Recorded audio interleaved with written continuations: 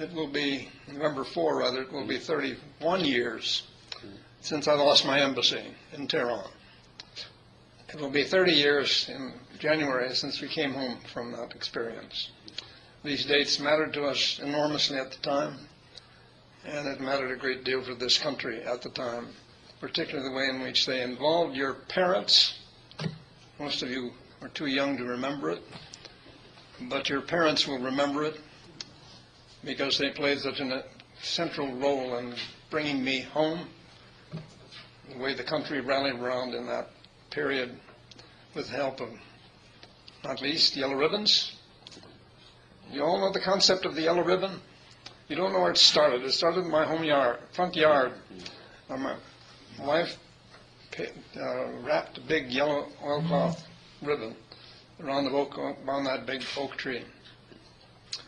And it hung there for a long time until Desert One, and my 3 sons were involved in that war, and where yellow ribbons then were everywhere, as a symbol of concern for fellow Americans. That's what it was. That's what it still is. If you want to see the original yellow ribbon, you can go down to the Library of Congress, the Jefferson Building, the Folklife Division, and ask to see it, and they'll bring it out and show it to you. It's nicely preserved in the big white box.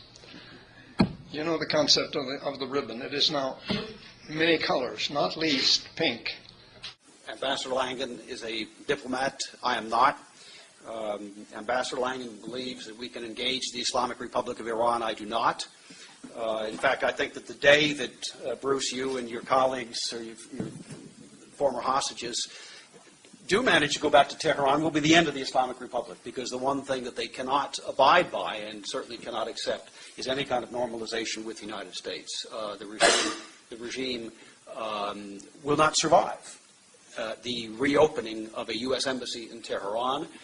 They would not survive the mile-long lines in front of the embassy to get visas to come to the United States. They would not be able to tolerate the window onto freedom that the embassy itself, by its very presence, would offer to ordinary Iranians. That their programs, all of their nuclear programs, must A, be transparent, B, be verifiable, C, be under the supervision of the International Atomic Energy Agency, and D, if they do not comply with transparent and verifiable, they do not have rights under the NPT. So Iran has been called by the pro-Islamic Republic Secretary General of the IAEA, Mohammed al-Baradei, as a violator of the NPT. This is a man who spent, 5 years since their program, their nuclear weapons program, was publicly exposed in 2003. Al-Baradei spent 5 years defending them and defending their rights, and yet he himself acknowledged publicly that Iran is in violation of its NPT commitments.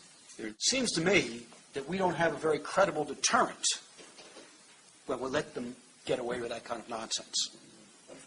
And so if we're going to engage in a kind of U.S.-Soviet style of dialogue with the Islamic Republic of Iran, we need to develop a credible deterrent that actually deters them from doing the bad things that they continue doing to us and that they never stopped after January 20th, 1981. So clearly sanctions have had some impact on the regime, but we've also seen that this is a regime which is quite prepared to, this is a regime which has a high tolerance for economic pain, as long as, especially that pain is of somebody else's. So they're quite prepared to see the Iranian people suffer. They're quite prepared to see the oil fields rust. Equipment in the oil fields rust because they can't get new equipment to renew the oil fields. They don't really care. Economic pain is not tremendously important. Khomeini said, remember, right after the revolution, there were sanctions, worldwide sanctions against Iran and the seizing of Iran's assets. He said, well, it doesn't matter because the revolution is not about the price of watermelons. Who cares about the economy? It doesn't matter. We are about an ideology, which is why, Bruce, we cannot treat the Islamic Republic of Iran like an ordinary country. It is a regime. It is an ideological regime. It does not respect its people. It does not have the same cost-benefit analysis that an ordinary country would have. Yeah. Here's what I think. This is all going to come into one big picture, I think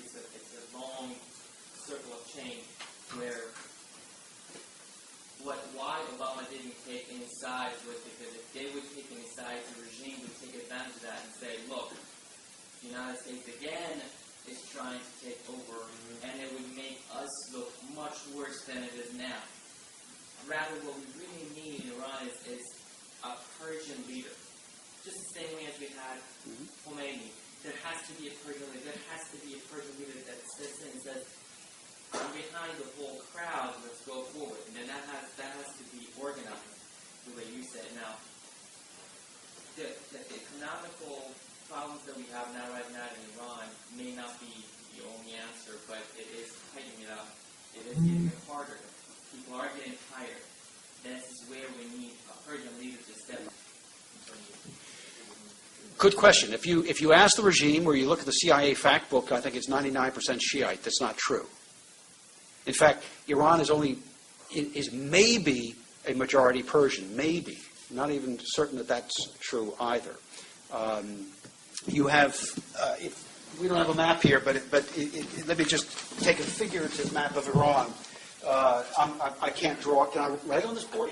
Okay. I can't draw, so please forgive me. So we're just going to do it like this and like that. Okay. Here's the Persian Gulf. Here's Iraq, right? Iraq. Here's Afghanistan, right? And Pakistan is down here, and the stands are all up there, all right? All the way around the periphery are Sunnis. You have Kurds up here, right? You have Abbazis down here. Abbas down here. You have all different kinds of Gulf Arabs, Baluchis down here. You have Baluchis down here. You have Turkomans up here near the stands, and you have various kinds of folks going all the way up. Baluchis mainly going up here. They're all Sunnis on the periphery. Only the heartland is Fars province, right? And Tehran, there in the capital. Now I see I'm going to lose my Iranian American people here. But the Azeri, excuse me, I forgot the Azeris up here. So there's something like maybe 12 million Azeris, 15 million Kurds out of a population of 70 million. So there's a huge population of minorities in Iran, and most of those minorities are Sunni Muslims, and there's not a single Sunni Muslim mosque in Tehran. Not a single one. They've been asking for 30 years of the regime, can we have a Sunni Muslim mosque? Not a single one. So you have religious repression inside Islam, inside the Islamic Republic, and you have people turning away from Islam all the time, and yet they proclaim themselves as the Islamic Republic, and they want to achieve an Islamic bomb to nuke Israel and to basically bring the 12th Imam back. But they all make Persian carpets. If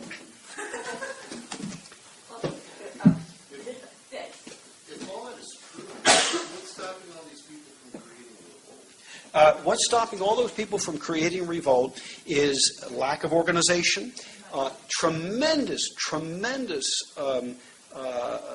repression by the regime, training by the KGB in the early stages of the regime. Right after the takeover in 1979, the KGB basically trained Iran's intelligence services. How do I know that? Because I know the people who were involved in it, okay, personally. And so the KGB was in there in a very, very big way, training them. How do you break resistance? How do you prevent opposition? How do you create a gulag? How do you keep your people down? It's what the Soviets did for all those years. It's what the KGB did for all those years. And the Iranians were great students of that. They learned very, very well. They probably have the most effective intelligence organization in the world today. I mean, if you consider repression, keeping the regime in power to be signs of success. We wouldn't in this country. But from their perspective, they've got a tremendously powerful and effective intelligence I couldn't agree more. The regime is in control. Yes. But they can be broken. They can be broken.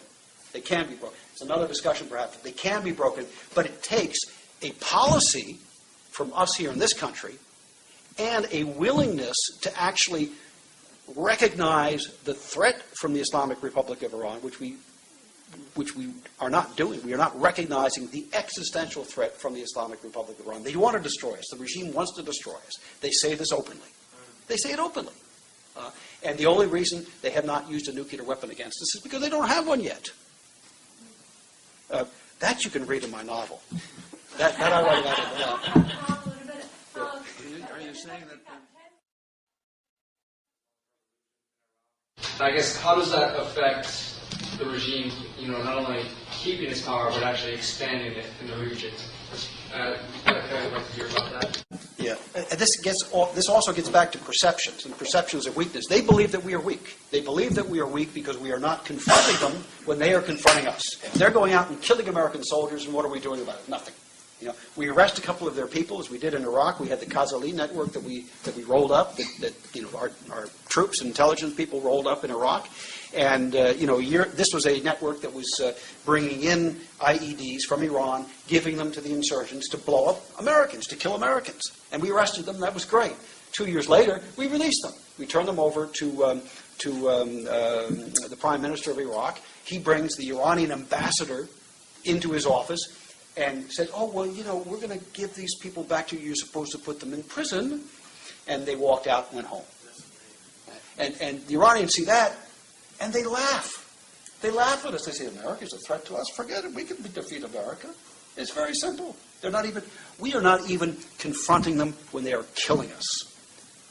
That is the real problem that I've got with American policy. And by the way, it's not just Obama. This is during the Bush administration as well. There was a view from the top of the Pentagon and the intelligence community and the State Department that if we confront Iran, we will have war. We will have another war. We will be at war with Iran, and we don't want that. Screwed up already in Iraq. Don't want to have a war in Iran. And I believe it was based on a flawed analysis of what was going on, and a flawed understanding of the Iranian mentality, and a flawed understanding of the regime. And in fact, our weakness merely encouraged further attacks and further deaths of Americans. Did I hear you say that the Iranians have not used a nuclear weapon against us because they don't have one? Yes. That they would? Yes. And they've said that they would. I don't accept